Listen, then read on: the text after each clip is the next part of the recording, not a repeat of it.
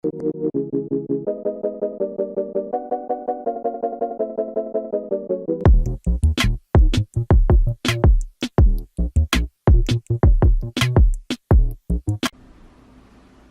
what's going on guys? John here, and today I wanted to do a video review for the ITRIVIEW portable monitor. In this video I'll walk you through some of the settings, and then I'll actually show you a little demo that I have set up here of how I'm actually currently using this monitor.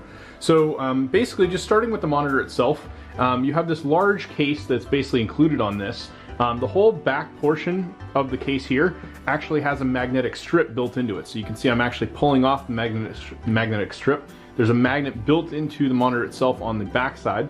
So this will actually adhere to the back of this.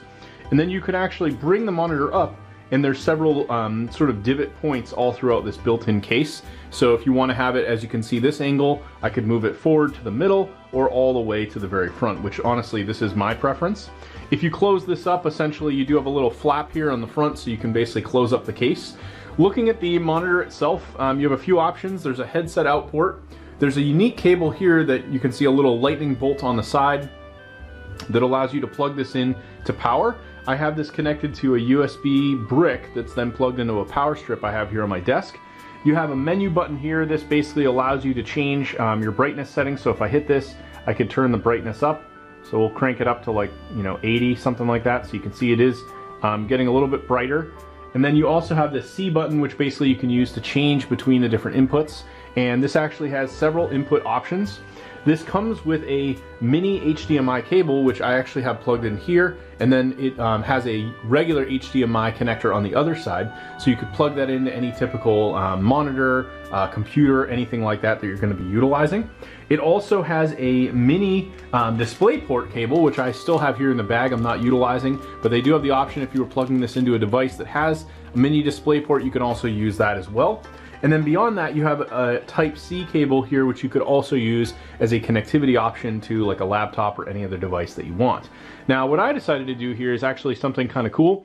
I have a Steam Deck here, which is basically a portable gaming computer, and I actually set this up with a dock, and the dock actually allows me to do an output with HDMI. So I have my Steam Deck plugged in with USB-C into the dock, and then the HDMI going into our portable monitor. And as you can see, I'm basically now able to use the full-size screen, and I can just basically browse around on the monitor itself and get full connectivity. So overall works really, really well. The reason I wanted to get something like this is we're actually going to be having a gaming event, and I wanted the capability where people could, just show up and wouldn't necessarily have to have like a computer, and they could just connect up with us and play some computer games.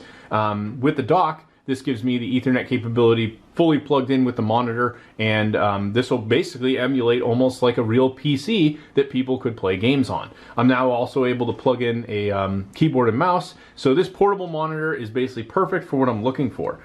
They do have a user manual as well. I wanted to show you guys just to give you some idea.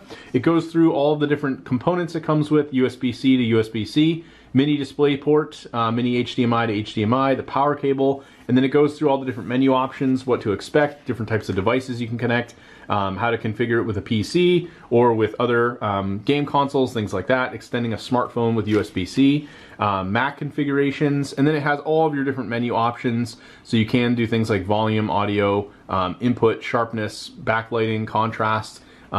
This is a 60 hertz screen, so overall you're not going to expect to get really amazing quality out of this, but it's going to work as like a nice simple little monitor that you can add to any setup, just like I've done here.